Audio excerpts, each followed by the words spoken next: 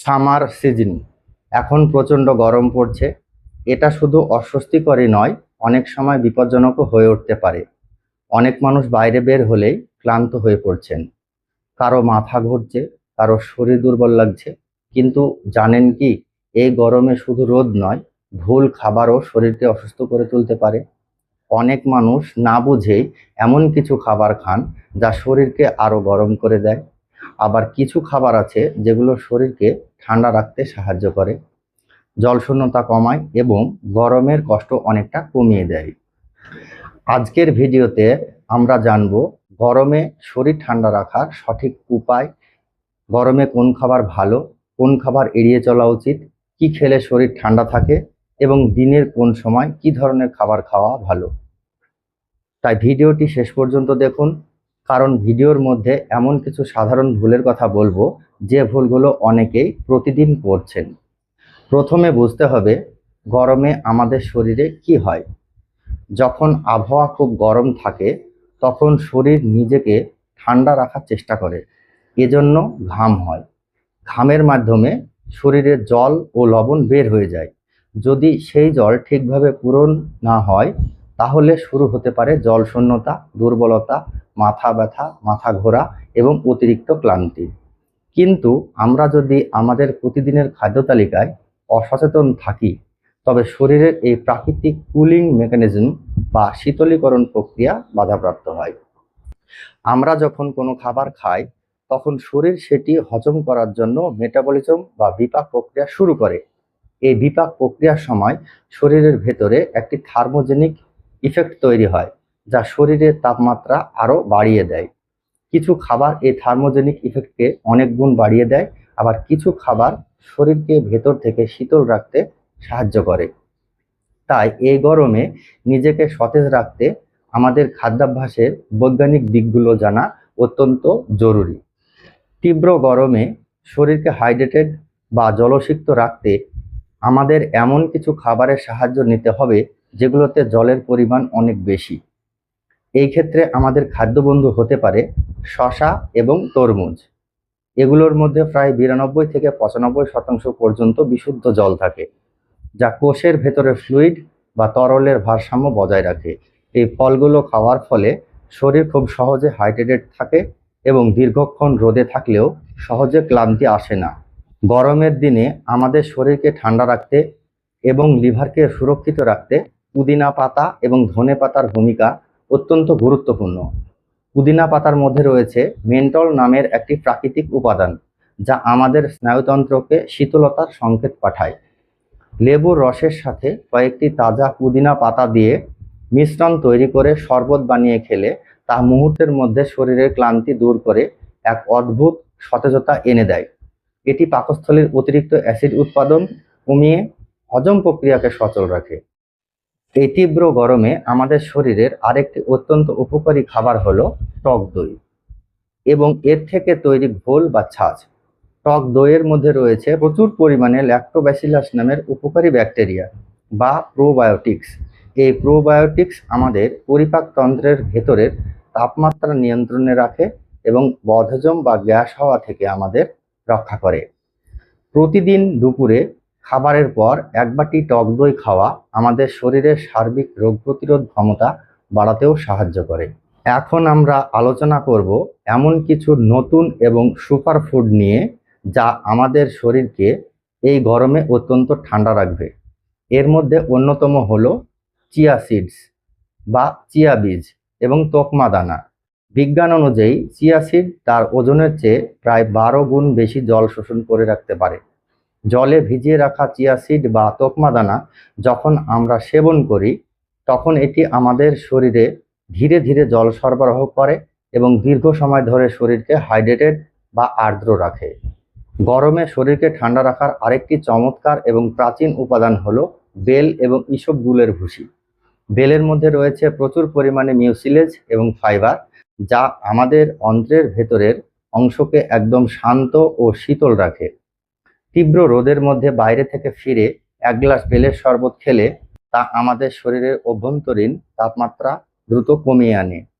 এটি কোষ্ঠকাঠিন্যের সমস্যা দূর করে পেটকে সারাদিন ঠান্ডা ও হালকা রাখতেও সাহায্য করে। ইসবগুলের ভুসি আমাদের শরীর ঠান্ডা রাখতে পরোক্ষভাবে সাহায্য করে। এটি শরীরে জলের ঘাটতি কমাতে সাহায্য করে। ইসবগুল জলের সাথে মিশে জেলির মতো হয়ে যায়, ফলে শরীরে কিছুটা বেশি সময় জল ধরে রাখতে সাহায্য করতে পারে। এটি হজম প্রক্রিয়াকে ধীর ও স্বাভাবিক রাখতে সাহায্য করে, ফলে অতিরিক্ত অস্বস্তি বা গরম লাগার অনুভূতি কিছুটা কমতে পারে। তবে জেনে রাখুন, ইসবগুল সরাসরি শরীরের তাপমাত্রা কমায় না। এটি মূলত হজম ও শরীরে জলের ভারসাম্য ঠিক রাখতে সাহায্য করে, যার কারণে শরীর ঠান্ডা ও আরামদায়ক লাগতে পারে। এটি খাওয়ার পরেও পর্যাপ্ত জল পান করা খুব জরুরি। কম পরিমাণে জল খেলে উল্টো অস্বস্তি হতে পারে। শাকসবজির ক্ষেত্রে আমাদের খাদ্য তালিকায় এমন সবজি রাখা উচিত যেগুলোতে থার্মোজেনিক ইফেক্ট কম এবং জলের পরিমাণ বেশি। এই তালিকায় সবার উপরে রয়েছে লাউ, ঝিঙে, চিচিঙ্গা, পটল এবং চাল কুমড়ো। এই সবজিগুলোতে ক্যালোরির পরিমাণ খুব কম থাকে এবং এগুলো পাচনতন্ত্রের উপর কোনো বাড়তি চাপ সৃষ্টি করে না, ফলে এগুলো খুব দ্রুত হজম হয়ে যায় এবং আমাদের লিভার ও পাকস্থলীকে একদম ঠান্ডা রাখে। দুপুরের প্রধান খাবারে অতিরিক্ত তেল মশলাদার রিচ ফুড পুরোপুরি বাদ দিয়ে এই সবজিগুলো দিয়ে পাতলা ঝোল রান্না করে খাওয়া উচিত। রান্নায় অতিরিক্ত গরম মশলা ব্যবহার করলে তা শরীরের মেটাবলিক রেট বাড়িয়ে দেয়, যা শরীরকে আরও বেশি উত্তপ্ত করে তোলে। তাই গরমে জিরে গুঁড়ো বা ধনে গুঁড়োর মতো হালকা মশলা ব্যবহার করে রান্না করা খাবার পেটের জন্য অত্যন্ত আরামদায়ক। এবার জানবো, এই তীব্র গরমে কোন খাবারগুলো আমাদের শরীরকে বিষের মতো উত্তপ্ত করে তোলে এবং পুরোপুরি এড়িয়ে চলা উচিত। আমরা অনেকেই গরমের দিনেও biryani, pulao, fried rice, fried chicken কিংবা দোকানের চপ ও সিঙ্গাড়ার মতো অতিরিক্ত তেলযুক্ত খাবার খাওয়ার লোভ সামলাতে পারি না। মনে রাখবেন, অতিরিক্ত তেলযুক্ত খাবার এই খাবারগুলো ভাঙতে বা হজম করতে আমাদের পাকস্থলীকে স্বাভাবিকের চেয়ে দ্বিগুণ পরিশ্রম করতে হয়। এর ফলে শরীরের ভেতরের তাপমাত্রা হু হু করে বেড়ে যায় এবং মারাত্মক বদহজমের সৃষ্টি হয়। অনেকেই আবার শরীরের ক্লান্তি দূর করার অজুহাতে দিনে বারবার চা বা কফি পান করে থাকেন, কিন্তু বৈজ্ঞানিক দৃষ্টিকোণ থেকে চা এবং কফিতে থাকা ক্যাফেইন হলো একটি ডাইইউরেটিক উপাদান। এর মানে হলো ক্যাফেইন আমাদের শরীরে ঘন ঘন প্রস্রাবের বেগ তৈরি করে শরীর থেকে অতি প্রয়োজনীয় জল এবং খনিজ লবণ বের করে দেয়। ফলে আপনি অজান্তেই তীব্র জলশূন্যতা বা ডিহাইড্রেশনের শিকার হন, যা আপনাকে আরও বেশি ক্লান্ত করে তোলে। তীব্র রোদের মধ্যে আমরা অনেকেই সাময়িক স্বস্তির জন্য ফ্রিজের বরফ ঠান্ডা জল, কৃত্রিম কোল্ড ড্রিঙ্কস কিংবা অতিরিক্ত মিষ্টি আইসক্রিম খেয়ে ফেলি। আপাত দৃষ্টিতে এগুলোকে ঠান্ডা মনে হলেও বিজ্ঞান বলে যে এগুলো শরীরের জন্য অত্যন্ত ক্ষতিকর।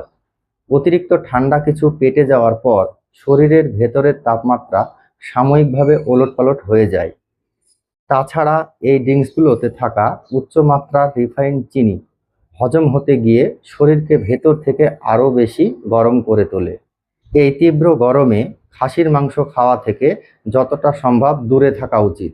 মাংসের উচ্চ প্রোটিন হজম করার জন্য শরীরের প্রচুর শক্তির প্রয়োজন হয়, যাকে বিজ্ঞানের ভাষায় বলা হয় স্পেসিফিক ডাইনামিক অ্যাকশন। এই প্রক্রিয়ায় শরীরের তাপমাত্রা ভীষণভাবে বৃদ্ধি পায়। তাই এই তীব্র গরমের পরিবর্তে ওমেগা-3 ফ্যাটি অ্যাসিড সমৃদ্ধ পাতলা মাছের ঝোল বা ডিমের হালকা ঝোল খাওয়া অনেক বেশি নিরাপদ ও স্বাস্থ্যসম্মত। খাদ্যাভ্যাসের এই পরিবর্তনের পাশাপাশি আমাদের দৈনিক জীবনযাত্রাতেও কিছু ছোট ছোট নিয়ম মেনে চলা অত্যন্ত জরুরি। গরমে সবচেয়ে গুরুত্বপূর্ণ বিষয় হলো শরীরকে হাইড্রেটেড রাখা।